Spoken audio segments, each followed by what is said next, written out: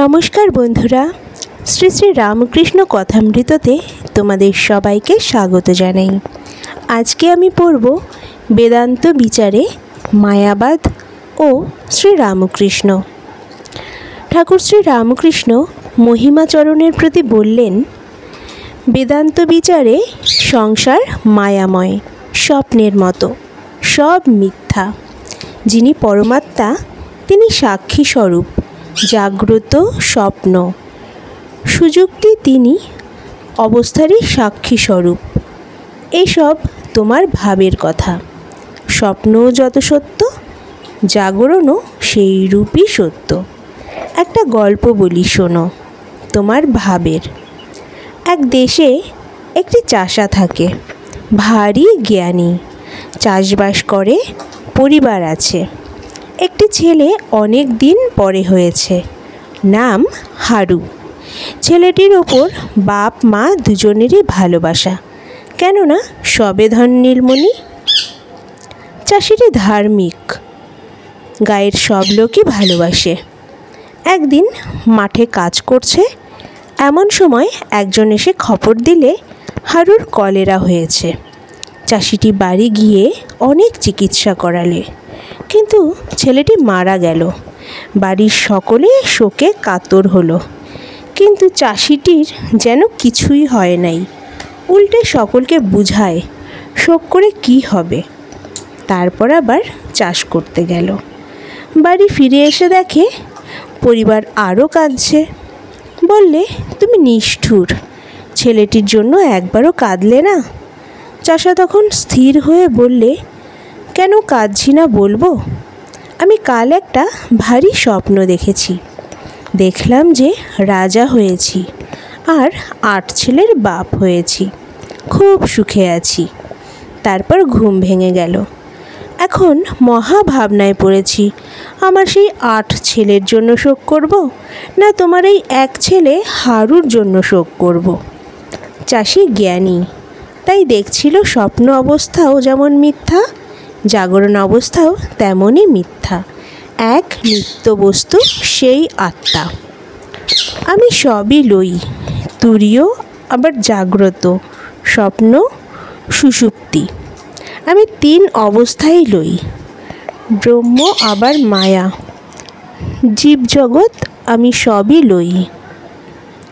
সব না নিলে ওজনে কম পড়ে। একজন ভক্ত বললেন, ওজনে কেন কম পড়ে? সকলেই হেসে উঠলেন। ঠাকুর শ্রী রামকৃষ্ণ বললেন, ব্রহ্ম জীবজগৎ বিশিষ্ট। প্রথমে নেতি নেতি করবার সময় জীবজগৎকে ছেড়ে দিতে হয়। অহং বুদ্ধি যতক্ষণ, ততক্ষণই তিনিই সব হয়েছেন, এই বোধ হয়। তিনি চতুর্বিংশতি তত্ত্ব হয়েছেন। বেলের সার বলতে গেলে শ্বাসই বুঝায়, তখন বিচি আর খোলা ফেলে দিতে হয়।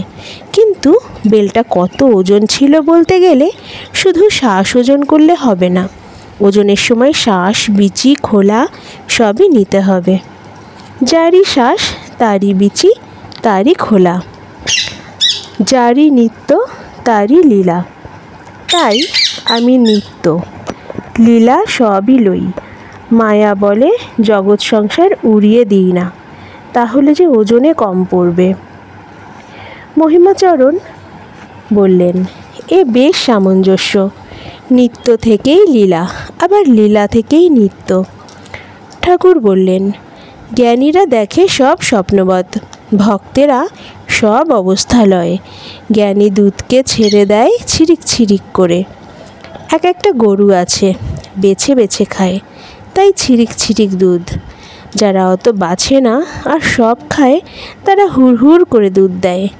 উত্তম ভক্ত নিত্য লীলা দুইই লয়, তাই নিত্য থেকে মন নেমে এলেও তাকে সম্ভোগ করতে পায়। উত্তম ভক্ত হুড় হুড় করে দুধ দেয়। মহিমাচরণ বলল, তবে দুধে একটু গন্ধ হয়। শ্রী রামকৃষ্ণ বললেন, হয় বটে, তবে একটু আওটাতে হয়, একটু আগুনে আউটে নিতে হয়, জ্ঞানাগ্নির উপর একটু দুধটা চড়িয়ে দিতে হয়, তাহলে আর গন্ধটা থাকে না। শ্রীরামকৃষ্ণ বললেন, ওকারের ব্যাখ্যা তোমরা কেবল বলো অকার উকার মকার। মহিমাচরণ বললেন, অকার উকার মকার কিনা সৃষ্টি স্থিতি প্রলয়। শ্রীরামকৃষ্ণ বললেন, আমি উপমা দিই ঘণ্টার ঢং ঢং শব্দ, টম লীলা থেকে নিত্যলয়, স্থূল সূক্ষ্ম কারণ থেকে মহাকারণে লয়, জাগ্রত স্বপ্ন সুষুপ্তি থেকে তুরিয়ে লয়। আবার ঘণ্টা বাজলে যেন মহাসমুদ্রে একটা গুরু জিনিস পড়ল আর ঢেউ আরম্ভ হলো, নিত্য থেকে লীলা আরম্ভ হলো, মহাকারণ থেকে স্থূল সূক্ষ্ম কারণ শরীর দেখা দিল, সেই তুরীয় থেকেই জাগ্রত স্বপ্ন সুষুপ্তি সব অবস্থায় এসে পড়ে। জয় ঠাকুর শ্রীরামকৃষ্ণ।